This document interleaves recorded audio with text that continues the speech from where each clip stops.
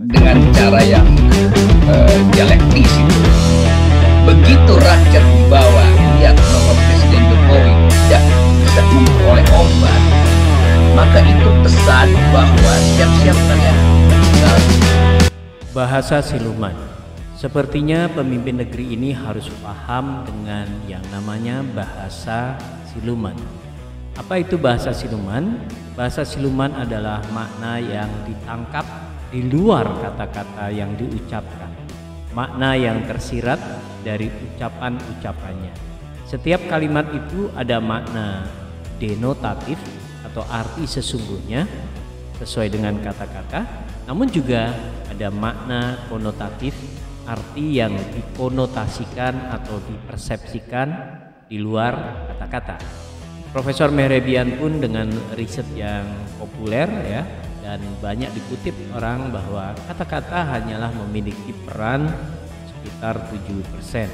Walau masih banyak faktor lagi untuk menguji teori ini, namun paling tidak memberi gambaran tidak besar fungsi kata-kata dalam berkomunikasi. Kontribusinya hanya sekitar 7%. Sisanya adalah bahasa siluman ya.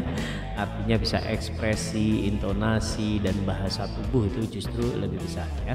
Jadi sisa dari kata-kata itu bahasa siluman ya, yang tidak diucapkan namun bisa memberi pesan yang sangat kuat. Artinya makna-makna yang diterima bisa liar tergantung dengan persepsi penerimanya. Persepsi sendiri sangat dipengaruhi oleh sang penerima informasi, bukan hanya sang pengirim. Nah, maka liarlah persepsi-persepsi itu.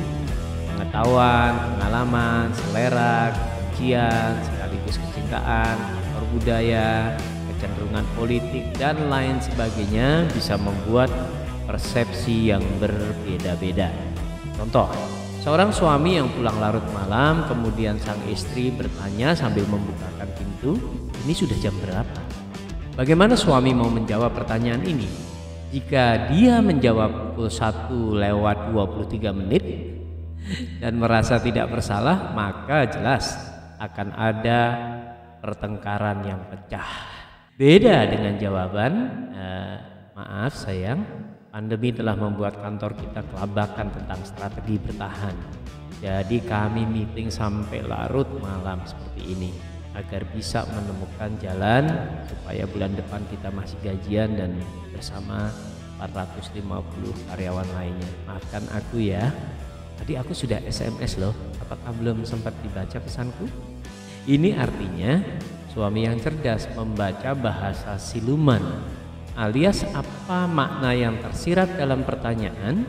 Penafsiran yang tepat bisa mengurangi konflik yang akan terjadi ya.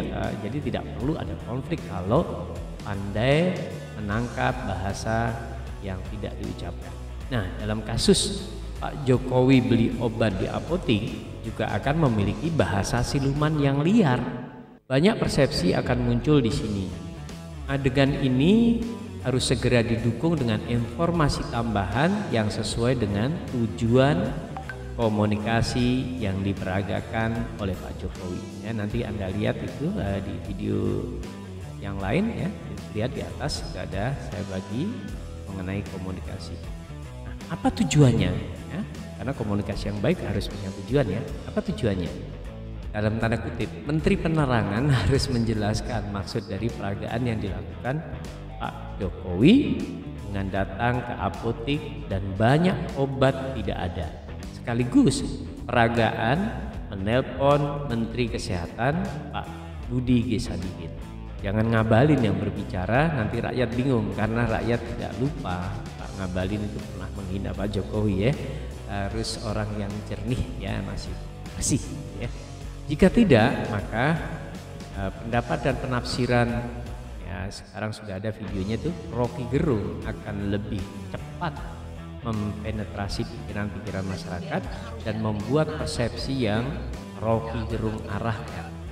Saya tidak menyalahkan Rocky Gerung tentang pendapatnya bahwa apa yang dilakukan Pak Jokowi itu berbahaya karena memberi pesan kuat, obat habis, negara sudah tidak bisa mengurus rakyatnya, siap-siap saja mati kan gitu ya, kata Om Rocky. Nah, itu terserah saja, namanya juga persepsi, apalagi memang alirannya berseberangan.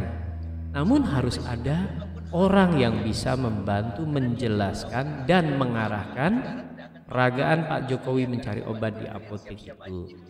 Ya, saya katakan dengan peragaan ya, maksudnya dari sisi situasi atau kejadian Pak Jokowi mencari obat di apotek yang obatnya kosong.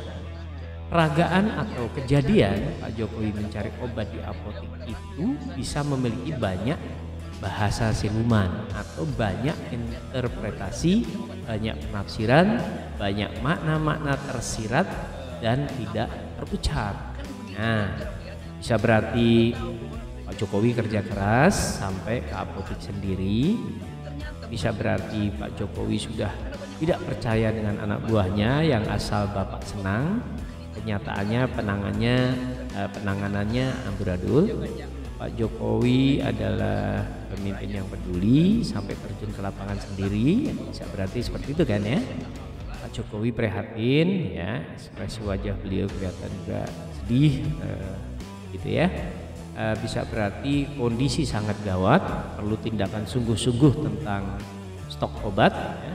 Dulu pernah dalam pidato di depan kabinet kan ya, ini kondisi extraordinary, jangan biasa-biasa saja.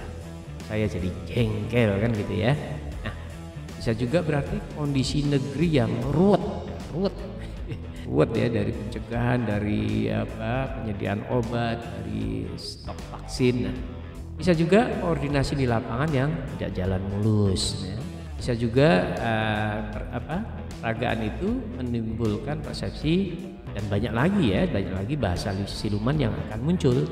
Ini perlu dikomunikasikan dalam krisis ya, komunikasi krisis yang baik. Perhatikan selalu pesan siluman yang muncul dari setiap ucapan dan tindakan. Pesan siluman, jadi bahasa yang diam-diam masuk di kepala masyarakat. Presiden perlu seorang juru bicara yang profesional, juru bicara yang bagus ya. Beberapa syarat PR atau juru bicara yang baik itu kan profesional, jelas ya, clarity, kreatif, kepedulian ya, ada awareness-nya, jujur ya, honesty ya, dan juga teliti.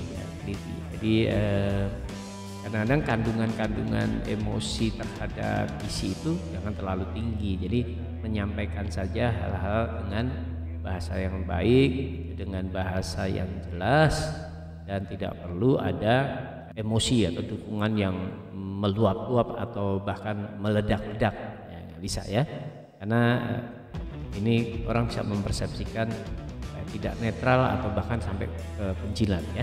Ini rahasia ya, bahwa seorang pemimpin yang baik pasti kalau dijilatin terus geli. Dan kalau anak buahnya penjilat itu juga tidak sampai pesan orang yang tulus melalui seorang penjilat nyampe ke audiens itu tidak sampai. Apa itu ciri-ciri penjilat? Banyak ciri-cirinya, tapi salah satu yang mengindikasikan orang itu penjilat adalah benar ataupun salah didukung dan cara mendukungnya itu berlebihan. Nah, itu ciri-ciri penjilat, benar atau salah tetap didukung dan cara mendukungnya itu berlebihan. Jadi kalau orang itu kan pasti ada salahnya, ini kok benar terus gitu. Orang ini kok mengatakan kita benar terus, bisa jadi malah menjerumuskan.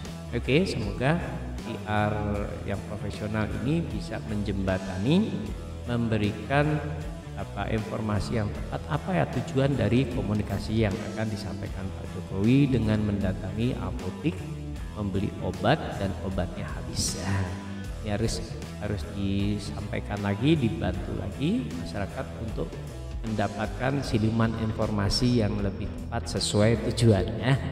Oke, kapan pandemi berakhir? Kapan pandemi berakhir? Pertanyaan-pertanyaan ini kan selalu muncul ya.